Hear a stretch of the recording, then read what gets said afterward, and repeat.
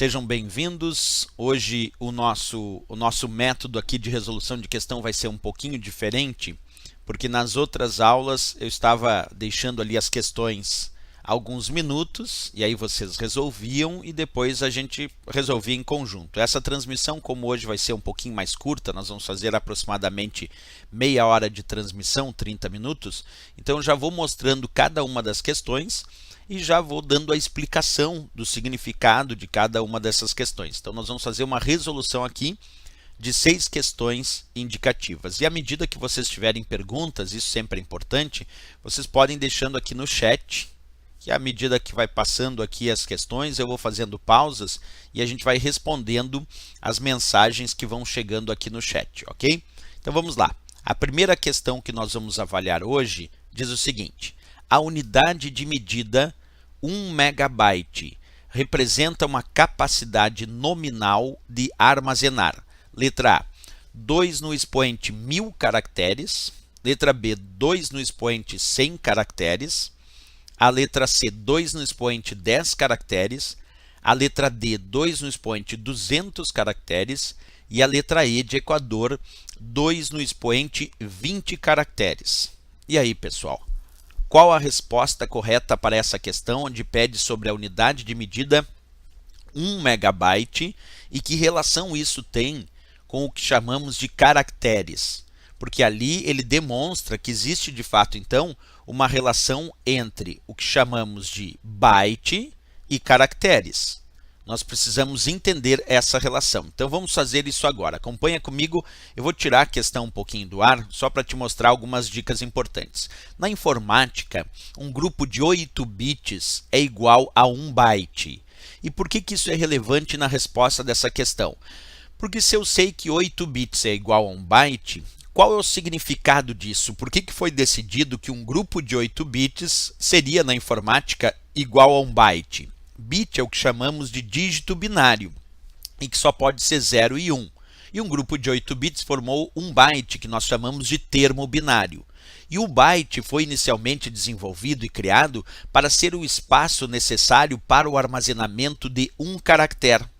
Como o byte, quando foi desenvolvido como sendo, vou repetir, esse espaço necessário para o armazenamento de um caractere, nós podemos dizer que 8 bits, um grupo de 8 bits equivale a 1 byte e que 1 byte equivale a um caractere. Então, quando eu penso em 10 bytes, eu posso imaginar 10 caracteres. 100 bytes representam 100 caracteres. Isso porque lá no início da informática a base era essa, achar uma medida que pudesse representar um caractere. E essa medida foi chamada de byte. Então esse é um primeiro ponto importante, ok? Então já sabemos que 1 byte equivale a um caractere. Sendo assim, vamos pegar alguns significados que a questão exigiu para resolver. A sigla K, quando aparece indicada, significa quilo, que é aproximadamente 1000. Mas que na informática, tanto para o byte, isto é, kilobyte, como para o bit, kilobit, é identificado por 2 no expoente 10. Então, o quilo é representado matematicamente por 2 no expoente 10, que é precisamente 1024, e não 1000. Então, eu poderia dizer que 1 kilobyte é aproximadamente 1000 bytes, precisamente 1024 bytes. Então, o K é quilo, é representado matematicamente por 2 no expoente 10, que dá 1024, aproximadamente 1000. Quilo, então, é aproximadamente 1000, e de forma precisa, 1 kilobyte seria 1024 bytes. Primeira orientação, ok? Segunda orientação aqui, o M significa mega. Mega na informática é representado por 2 na 20, que dá precisamente o cálculo 2 na 20, 2 no expoente 20, dá o cálculo de 1.048.576. Aproximadamente milhões. Então, quando eu digo assim, 1 megabyte é precisamente 1.048.576 bytes. Aproximadamente, eu poderia dizer, 1 megabyte é 1 milhão de bytes. Sim, mega aproximadamente está na casa dos milhões, então. Continuando a nossa escadinha de progressão aqui. O giga. O giga ele é representado por 2 na 30. Observa, o giga é representado por 2 na 30. 2 no expoente 30, que dá 1 bilhão 73.741.824, na casa dos bilhões. Então, quando eu digo 1 gigabyte, eu estou dizendo precisamente 1.073.741.824 bytes. Poderia dizer 1 gigabyte, aproximadamente 1 bilhão de bytes. E temos também, deixa eu mostrar aqui, só porque ficou muito baixo aqui, deixa eu só voltar para vocês. Aí vocês vão poder enxergar um pouquinho melhor aqui. Pegar essa tabelinha, levantar ela aqui, aí todo mundo vai conseguir enxergar melhor. Aí, e embaixo ali eu estou mostrando o tera. O tera é representado pelo T e significa, é identificado matematicamente na informática por 2 na 40. E se o tera é identificado por 2 na 40, ele significa 1.099.511.627.776 bytes. Se fosse o caso de byte, 1 terabyte é precisamente 1.099 bilhões e tantos bytes. Então, na casa dos trilhões. A grosso modo, a gente poderia dizer, então, que quilo é aproximadamente 1.000, mega aproximadamente milhões, giga bilhões e tera trilhões. Matematicamente, quilo 2 na 10, mega 2 na 20, giga 2 na 30 e tera 2 na 40. Como nós acabamos de aprender, observa, vou voltar um pouquinho. Acabamos de aprender a ideia de que 8 bits equivale a 1 byte e 1 byte equivale a 1 caractere. Sempre que eu falar em byte, tu pode trocar por caractere. Então, quando eu digo assim, quilo é 2 na 10, 2 na 10 bytes ou 2 na 10 caracteres, pode ser. Mega, se for megabytes, é 2 na 20 bytes ou 2 na 20 caracteres. Giga de gigabytes é 2 na 30 bytes ou 2 na 30 caracteres. E o tera é 2 na 40 bytes ou 2 na 40 caracteres. Ok? Agora sim, então, pensando aproximadamente, eu poderia dizer quilo é 1.000, mega milhões, giga bilhões e tera trilhões. Isso só aproximadamente, porque como valor preciso a gente já verificou aí uma diferença. Então vamos à resposta da questão precisa. Observa, como ele disse, a unidade de medida 1 megabyte representa uma capacidade nominal de armazenar, resposta à letra E, 2 na 20 caracteres, porque ele disse mega na questão. E mega é 2 na 20. Lembra a tabelinha? Vou voltar aqui para vocês. Ó. Quilo é 2 na 10, mega é 2 na 20, giga é 2 na 30 e tera 2 na 40. Então, como a questão pediu mega, 1 megabyte, mega é 2 na 20 caracteres, porque um caractere equivale a 1 byte. Então, poderia dizer 2 na 20 bytes ou 2 na 20 caracteres. Por isso, a resposta, a letra E de Equador. Questão bem interessante, né? Bom dia, aqui é o Denis Adão, que está chegando na nossa transmissão, que diz que hoje vai conseguir assistir até o final. Seja bem-vindo, Denis. Grande abraço e bem-vindo à nossa transmissão ao vivo aqui, resolvendo questões de informática. Sempre lembrando que quem está aí acompanhando a nossa transmissão ao vivo hoje, ela é uma transmissão que nós vamos resolver 6 questões. Acabamos de resolver a primeira questão. E hoje não vai ter aquele tempo que vocês têm de 2 minutos para resolver a questão. Já mostro a questão e já começo a resolver hoje, porque hoje a gente vai deixar ali a transmissão com aproximadamente 30 minutos. Ok, pessoal? Bem, vamos lá.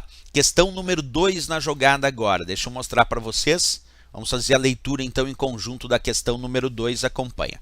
Ao ser enviado um e-mail, os destinatários devem estar previamente cadastrados no catálogo de endereços? Letra B. Para que o destinatário que receberá uma cópia não seja revelado, seu endereço deve ser colocado no campo CC? A letra C de Canadá dizendo, o campo assunto é obrigatório?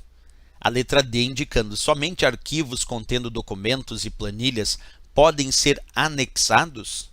E a letra E de Equador, o campo assunto pode ser omitido. Bem, vamos descobrir qual é a resposta correta, então, para essa questão, acompanhando comigo aqui passo a passo. Vou tirar um pouquinho a questão do ar, e aí eu já volto com ela para demonstrar uma nova mensagem de e-mail que eu estou aqui redigindo. Observa, esse item D é o remetente, sou eu. Aulas, concursos aqui, é o e-mail que eu estou usando para enviar essa mensagem de e-mail. Eu quero enviar para mariamaria@algo.com.br, então o destinatário é mariamaria@algo.com.br, que vai receber a mensagem original.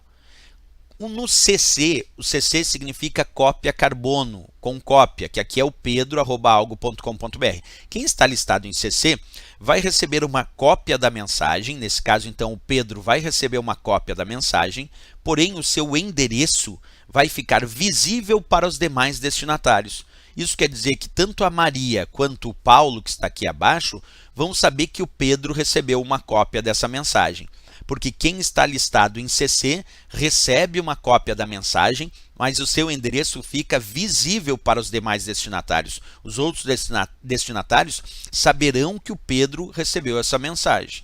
Já o Paulo, que está listado em CCO, aqui tem um ponto importante. O Paulo, que está listado em CCO, o que significa CCO?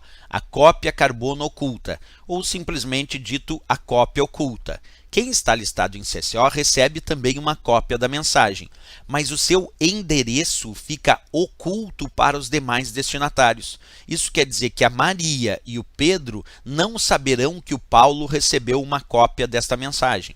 Porém, o Paulo saberá que a Maria e o Pedro receberam uma cópia. Isso quer dizer que o Paulo fica oculto para os demais, mas os demais não ficam ocultos para o Paulo. Aí depois eu coloquei aqui no assunto informações e redigi a mensagem de e-mail, pedido de informações e estou pronto para enviar. Inclusive coloquei aqui um arquivo anexo também na minha mensagem, certo? Agora, um detalhe. Embora eu tenha colocado assunto não é obrigatório. Eu poderia ter construído a minha mensagem e não colocado o assunto, porque não é obrigatório em uma mensagem que se coloque o assunto. Dando um bom dia aqui ao Jackson Neves. Bom dia, Jackson, que está chegando aqui na nossa transmissão. Bom dia também ao Joel Berson de Souza, também está chegando aqui na nossa transmissão. Então, o que nós vamos ter aqui como resposta dessa questão? Acompanha comigo, de novo. Letra A. Os destinatários devem estar previamente cadastrados no catálogo de endereços? Letra A está errada. Observa, esses destinatários que eu coloquei aqui não estão no meu catálogo de endereços. E mesmo assim eu coloquei eles digitados. Eu posso colocar destinatários do catálogo de endereços, mas posso colocar destinatários que ainda não estão cadastrados no catálogo de endereços. Letra B disse, para que o destinatário que receberá uma cópia não seja revelado, seu endereço deve ser colocado no campo CC? Olha só, não seja revelado, está errado, porque para que o destinatário que receberá uma cópia não seja revelado, seu endereço deve ser colocado no campo CCO, que é o caso aqui, ó. O Pedro que está em CC vai ter o seu endereço revelado para os demais destinatários. Agora, o Paulo, que está em CCO, não vai ter o seu endereço revelado para os demais destinatários. Isso porque o CCO significa a cópia oculta. Então, aqui é muito importante perceber a ideia, né? Quando a gente pensa na ideia do CC, o CC é um endereço que recebe uma cópia, mas o endereço é revelado. E aqui ele disse não seja revelado. Certo seria colocar CCO aqui, por isso errado a letra B de Brasil. A letra C diz, o campo assunto é obrigatório? Não, o campo assunto não é obrigatório. Aqui ele disse o campo assunto é obrigatório. Professor, mas aqui, ó, observa, eu coloquei o assunto informações. Eu poderia ter omitido, poderia ter enviado uma mensagem sem assunto, né? E a letra D diz, somente arquivos contendo documentos e planilhas podem ser anexados. Errado, a gente pode anexar diversos tipos de arquivos e não só documentos e planilhas. E por último, o campo assunto pode ser omitido, aí sim eu vou marcar essa como a correta, porque eu acabei de demonstrar exatamente essa ideia, né? Dizendo que de fato o campo assunto pode ser omitido. Letra E de Equador, então, a resposta correta. É isso, essa questão então ficou a letra E. Deixa eu dar aqui bom dia também para Dorani Soares, que chegou aqui para a nossa transmissão ao vivo hoje também. Seja bem-vinda, Dorani, seja bem-vindo também ao Joel, ao Jackson e ao Denis Adão e a todos que estão assistindo a nossa transmissão. Então essa questão ficou letra E de Equador. Vamos colocar mais uma questão, lembrando que hoje é um pouquinho diferente, eu vou colocar agora a questão 3, eu mostro a questão e já começo a resolver imediatamente hoje, em função do nosso tempo que hoje está mais curto, já vou começar a resolver a questão, certo? Vamos lá, questão 3, todo mundo acompanha comigo. Nativamente, o Windows 7 conta com 2 editores de texto acessados através do menu Iniciar. Todos os programas, acessórios. São eles, letra A, WordPad e Paint, letra B, Word e Paint, letra C, WordPad e Word, Letra D, bloco de notas e WordPad. E a letra E, bloco de notas e Word. Bem, aí está com vocês, pessoal. Qual dessas alternativas é correta? Mas observa que a questão disse, nativamente o Windows 7 conta com 2 editores de textos. Isso quer dizer que, embora eu possa instalar vários editores de textos dentro do meu computador com o sistema operacional Windows 7, ele mesmo está descrevendo aqui que só tenho 2 editores de textos que são de fato considerados acessórios, que são nativos, que vêm junto ali com o Windows. Só um pouquinho aqui, pessoal, que caiu a nossa conexão. Caiu mesmo a conexão, eu só vou recuperar aqui e aí a gente já começa de novo. Então, só um minutinho aqui. Já vamos recuperar a nossa transmissão ao vivo. Enquanto isso, vamos pensando ali na resposta, né? Que está aparecendo ali na imagem. Vamos pensando na... Só parar aqui de novo. Estamos com um probleminha de conexão, mas já vamos voltar para a conexão. Enquanto isso, vamos pensando, como eu disse, ali na resposta possível, né? Ok, voltamos à nossa conexão aí, pessoal. Bom dia a Érica Souza, que acabou de chegar na nossa transmissão. Bom dia também ao DEK. É isso aí. Então, o pessoal já está respondendo ali, a maioria respondendo bloco de notas. Vamos ver lá qual é a resposta correta. Então, respondendo agora comigo, acompanhem aqui, pessoal. A letra A, vamos primeiro observar uma coisa. Deixa eu mostrar a imagem para vocês. Quando nós entramos, clicamos no botão Iniciar do Windows 7, abre o menu Iniciar e ali nós vamos clicar em todos os programas. Depois de clicar em todos os programas, nós vamos clicar em Acessórios. E aí vem a lista dos diversos acessórios que nós temos dentro do Windows 7. 2 acessórios se destacam. Vou mostrar para vocês aqui quais são os 2 acessórios que destacam. O bloco de notas, que é um editor de textos, estou apontando para ele ali. E se o bloco de notas é um editor de textos acessório, isso quer dizer que ele é nativo, vem junto com o Windows. E o outro editor de textos que também é acessório, que também vem junto com o Windows, é o WordPad, que eu estou apontando mais ali embaixo. Então, os 2 editores de textos acessórios nativos que vêm junto com o sistema operacional Windows é o bloco de notas e o WordPad. Aí eu mostro o bloco de notas, que é um editor de textos simples, que não aceita diferenças de formatação. Esse é o bloco de notas, é um editor de textos simples que não aceita diferenças de formatação. Já o WordPad é um outro editor de textos bem mais complexo que aceita diferenças de formatação. Mas os 2 são nativos e os 2 são editores de texto. Então o bloco de notas é um editor de textos mais simples e o WordPad um editor de textos mais complexo. Os 2 são nativos e são acessórios do Windows. Observa as questões então. Onde é que tinha bloco de notas e WordPad? Na letra D de Dinamarca. Por que não a letra A? Porque o Paint não é editor de textos, o WordPad é. Por que não a letra B? Porque o Paint não é editor de textos, mas e o Word ali, professor? O Word é editor de textos? É, mas não é nativo e não é acessório do Windows. Ele é instalado no Windows, mas pertence a um pacote de programas chamado pacote Office. Então tem que cuidar esse detalhezinho, né? E na letra C de Canadá, nós temos ali o WordPad, como sendo de fato um acessório, editor de texto nativo, e o Word. A letra C de Canadá está errada porque o Word pertence ao pacote Office. Quer dizer, ele não é nativo da instalação do Windows e não é acessório. Ele vai ser instalado no Windows. Ele é da Microsoft também, mas pertence ao pacote Office e não é nativo acessório do Windows. Por isso que a letra C está errada. Como a gente viu aqui antes, o bloco de notas e o WordPad aí sim são os 2 editores de textos, acessórios e nativos do Windows, que vem junto com o Windows. E a letra E está errada porque disse o Word. O bloco de notas está certo, é acessório, editor de textos, é nativo, mas o Word pertence ao pacote Office, né? É isso, pessoal. Então aqui ficamos com a letra D de Dinamarca como a resposta correta. A Érica Souza aqui falando que caiu sim um pouquinho a conexão, né, Érica, mas agora já voltou. O Denis também dizendo que tinha caído a conexão, mas já voltamos com a conexão, é só acessar de novo ali. Quem estiver assistindo aqui a nossa transmissão, que a conexão já voltou e a gente já está de novo ao vivo aqui realizando a transmissão. Podem ir enviando ali os seus questionamentos, ok, pessoal? Beleza, vamos dar continuidade então agora, já que a questão 3 ficou a letra D de Dinamarca como resposta correta, vamos para a questão 4 hoje. O que temos na questão 4? Vamos lá.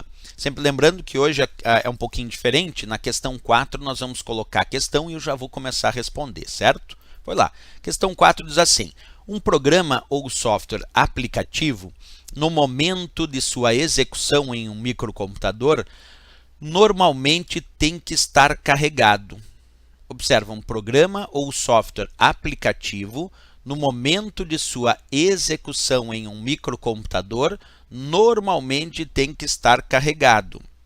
Aonde? Letra A, na memória RAM. Letra B, na memória flash. Letra C, na memória ROM. Letra D, no processador. Ou a letra E de Equador, no disco rígido. E aí, pessoal, qual a resposta que nós vamos dar para essa questão? Qual destas se enquadra como correta? E percebe que o enunciado disse, né? No momento de sua execução. Então, ele está falando de um software aplicativo que está em execução, que está em processamento. Bem, vamos entender um pouquinho melhor, então, as alternativas, e aí depois eu vou voltar com a questão. Observa, o que é memória RAM?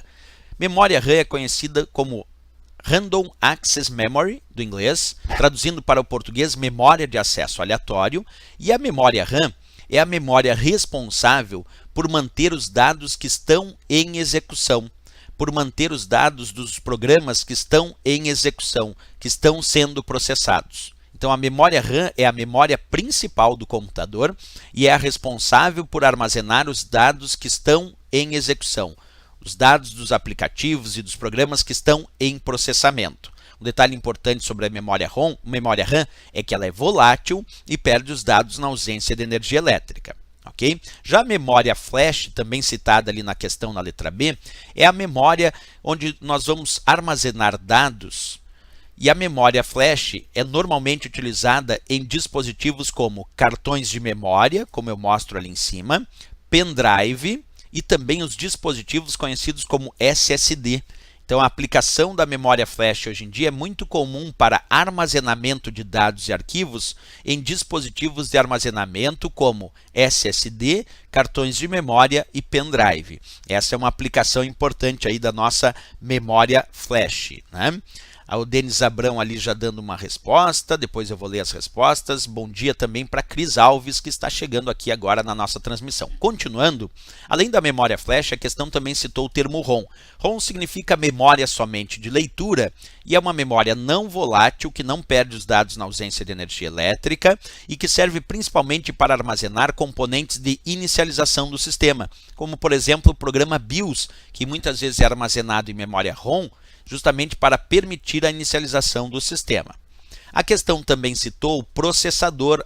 O processador pode ser chamado de CPU, Unidade Central de Processamento, que aqui eu descrevo o Core i7 como um exemplo de processador, e ele serve, como o próprio nome diz, para fazer os cálculos matemáticos, aritméticos, de comparação lógica, que demandam processamento. O processador é o cérebro do computador, é onde os dados serão processados de forma centralizada. Bom dia também a Ju Pivovar, que está chegando aqui também na nossa transmissão. Bom dia então a Cris Alves, que eu falei antes, e também a Ju Pivovar, que também chegou aqui na nossa transmissão. Então vamos voltar para a questão. Aliás, ainda a questão cita, desculpa, só para finalizar, o disco rígido. O disco rígido é um dispositivo de armazenamento magnético, não volátil, que não perde os dados na ausência de energia elétrica e que serve para armazenar os arquivos e os dados do usuário no seu cotidiano. Né? Vamos pegar ali a questão então. Quando a questão disse um programa ou software aplicativo no momento de sua execução em um microcomputador, normalmente tem que estar carregado. Como ele disse no momento da execução, o certo aqui é responder a letra A, na memória RAM, porque é a memória RAM que é considerada a memória principal do computador. E a responsabilidade da memória RAM como memória principal é manter os dados que estão em execução, como descrito aqui na questão, observa. manter os dados, os programas que estão em execução, é uma função da memória RAM. Talvez a função mais importante da memória RAM seja justamente essa: manter armazenados os dados que estão em processamento, manter armazenados os dados que estão em execução. Por isso a resposta à letra A. A letra B, memória flash, não é responsabilidade da memória flash manter os dados que estão em execução. É responsabilidade dela armazenar arquivos em vários dispositivos, como pendrive, como SSD, como o próprio cartão de memória. Não é responsabilidade da memória ROM armazenar os dados que estão em execução. A grande responsabilidade da memória ROM no computador é armazenar componentes de inicialização do sistema, como o BIOS, que é o sistema que permite o computador inicializar. A responsabilidade do processador é executar os programas. Observa, mas armazenar é responsabilidade da memória RAM. E ele disse, um programa ou software aplicativo, no momento da sua execução, normalmente tem que estar carregado. Bem, no momento da execução tem que estar carregado na memória RAM, porque é da memória RAM que vai fornecer os dados para o processador processar. Então, o processador vai buscar dados para processar na memória RAM, já que é a memória RAM que vai armazenar os dados que estão em execução. E o disco rígido, ali embaixo, é memória secundária do computador, memória magnética, que serve, assim como a memória flash, para armazenamento de dados variados pelo usuário. Então, aqui a resposta, de fato, a letra A de América na memória RAM. Ok? Essa foi a nossa questão 4, dando ali os parabéns tanto ao Denis Adão, que respondeu a letra A, está correto, também dando os parabéns ali ao Jackson Neves, que também respondeu a letra A como correta para essa questão. Vamos para a nossa questão 5 agora. Atenção, pessoal, a questão 5, aqui descrita que eu estou colocando, também vou fazer a mesma coisa. Agora nós vamos colocar e já vamos entrar em debate para a questão 5. Acompanhe a leitura comigo então. Os dispositivos de rede de computadores que são interconectados física e logicamente para possibilitar o tráfego de informações pelas redes compõem layouts denominados. Letra A, protocolos. Letra B, topologias. Letra C, roteamentos. Letra D, arquiteturas. Ou letra E, cabeamento. E aí, pessoal, aguardando aqui respostas no nosso chat, na nossa sala aqui de bate-papo do nosso canal. Que resposta nós temos para este enunciado? Pensa um pouquinho. Ali já surgiu respostas, o Jackson Neves respondendo ali a letra B, indicando que seria topologias. Bom dia ao Eduardo Ferreira. Bom dia, Eduardo, que acabou de chegar aqui na nossa transmissão. Eduardo Ferreira, seja bem-vindo. Questão número 5. Aguardando aqui as respostas. Já temos uma resposta aqui do Jackson Neves respondendo a letra B de Brasil para esta questão. E aí, pessoal, quem mais sugere uma resposta aí? Vamos pensando.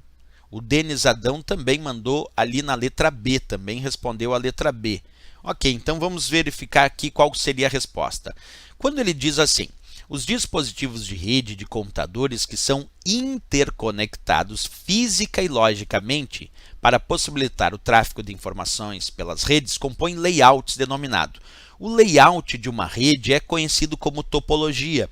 Por isso a resposta correta de fato é a letra B de Brasil, como bem descreveu aqui o Jackson Neves e também o Denis Adão. Então, topologia nada mais é do que o layout, o desenho organizacional da rede. Eu até peguei aqui vários exemplos de topologia para que a gente possa perceber na prática. Acompanha comigo. Eu tenho vários tipos de topologia. Existe o que chamamos de topologia física, que determina o próprio layout da rede, o seu desenho organizacional. Existe o que chamamos de topologias lógicas, que determinam o fluxo de dados. Uma topologia lógica é aquela que vai determinar o fluxo de dados nessa rede.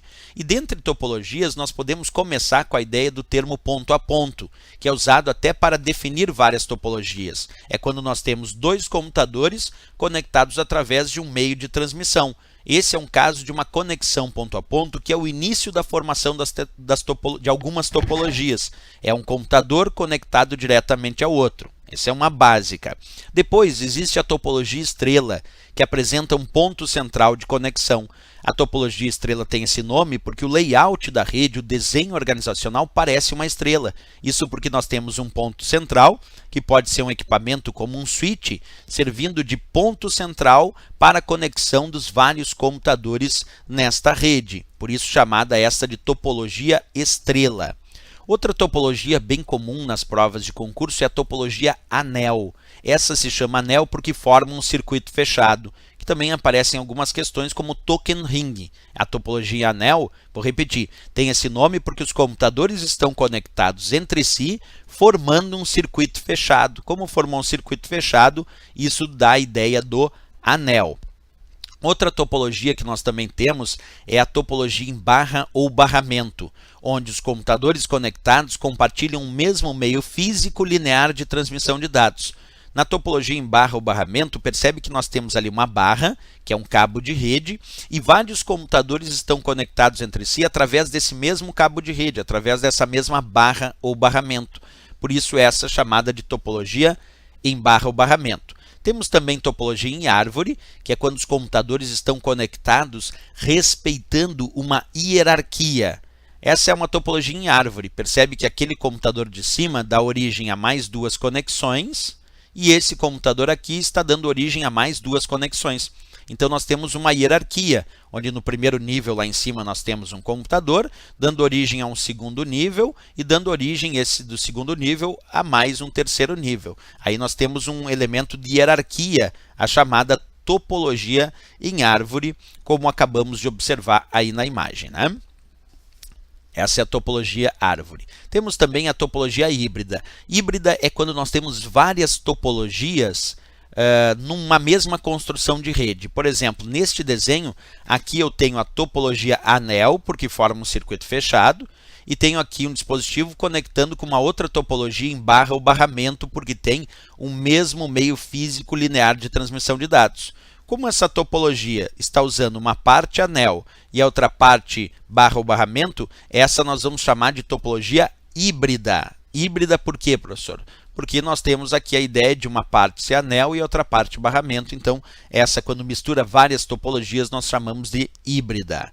Então, de fato, a resposta para essa questão número 5, ficamos com a letra B de Brasil, porque ele diz: os dispositivos de rede de computadores que são interconectados física e logicamente para possibilitar o tráfego de informações pelas redes compõem layouts denominado. E o layout da rede é o seu desenho organizacional. Se é estrela, se é árvore, se é anel, se de repente é híbrido, como a gente viu aqui, se é barra ou barramento, tudo isso significa então topologias. Letra B de Brasil, a resposta correta. Ok, pessoal?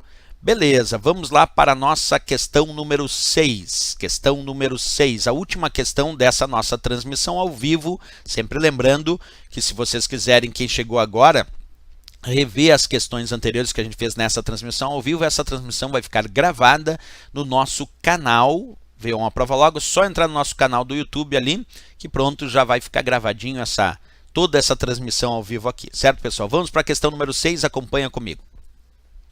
Considere uma intranet é uma rede pública e uma extranet é uma rede privada. O item 2. O protocolo padrão da internet é o TCP/IP. Opa, aí. Item, só um pouquinho. Só um minutinho aqui, pessoal, tá? Aí, de novo, segurei ali. Então, o protocolo padrão da internet é o TCP/IP. O item 2. 3.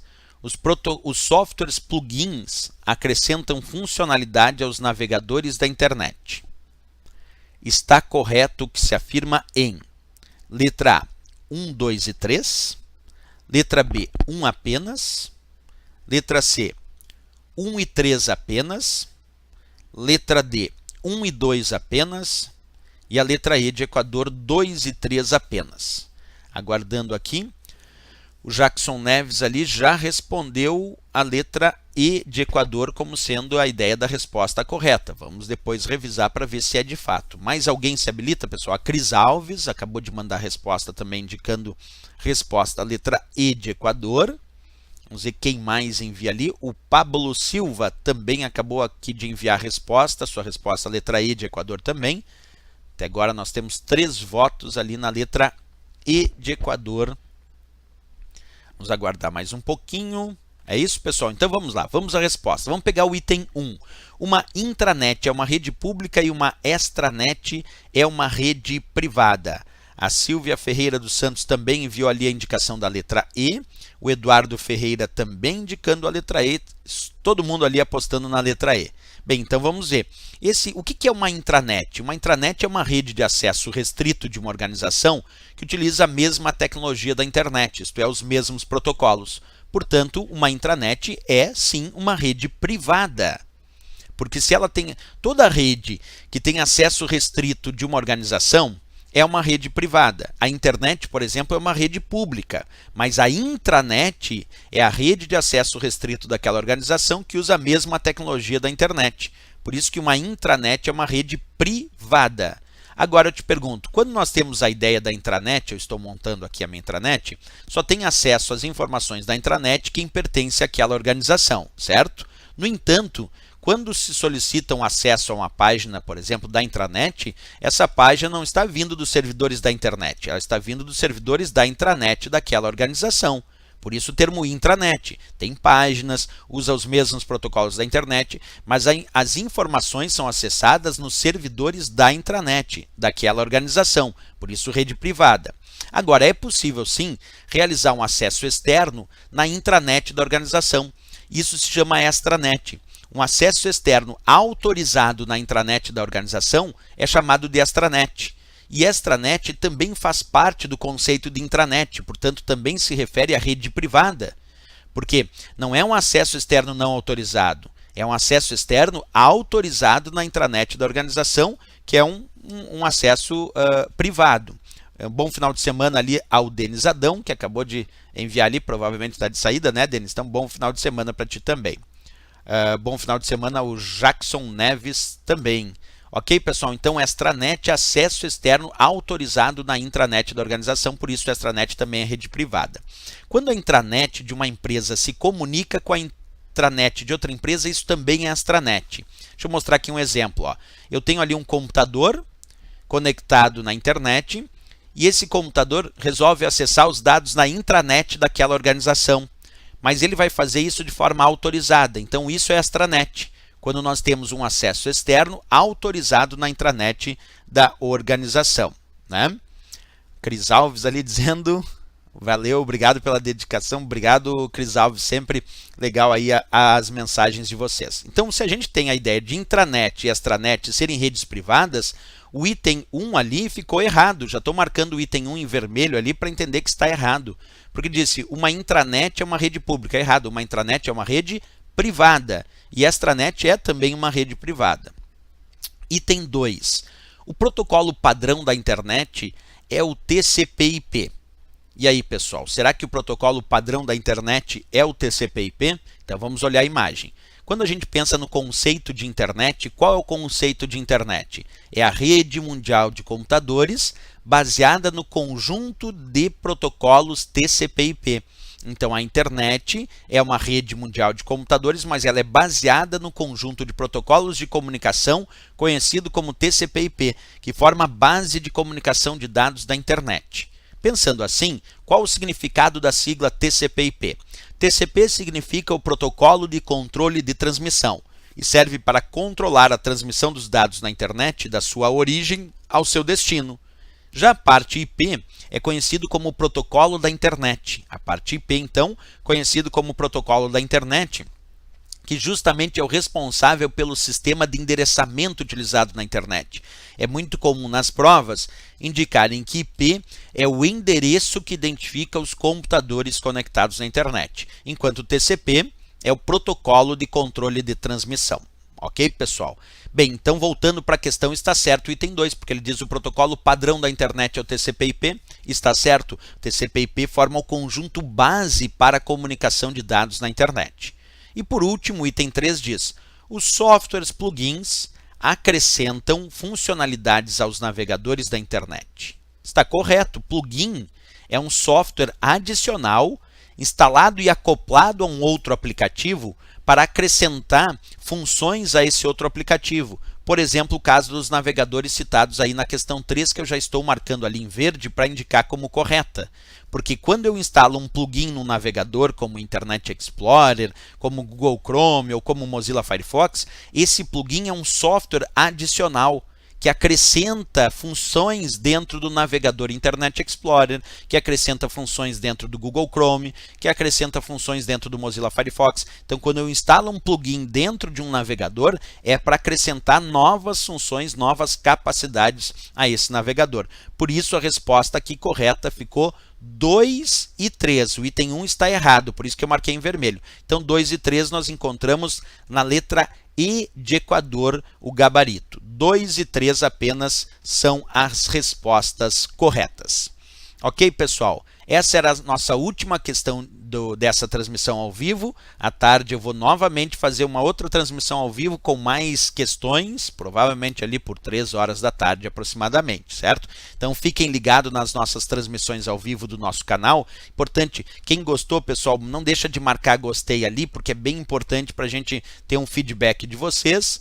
Não esquece também de se inscrever no nosso canal, quem ainda não é inscrito, para receber as notificações. E marquem aquele sininho que tem ali no canal, porque aquele sininho emite as notificações quando a gente realiza as transmissões ao vivo, certo? Então hoje à tarde nós vamos voltar com outras transmissões ao vivo, resolvendo mais questões de informática da Fundação Carlos Chagas para o concurso do TRE São Paulo 2016-2017. Ok, pessoal?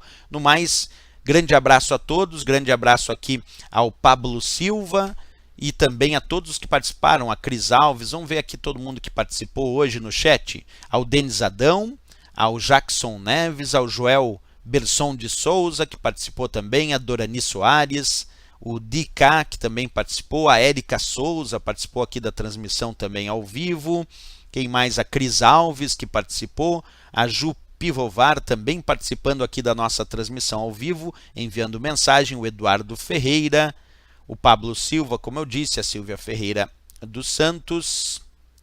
É isso aí, todo o pessoal que participou. Certo, pessoal? Valeu, até a nossa próxima transmissão ao vivo. Até mais, bons estudos!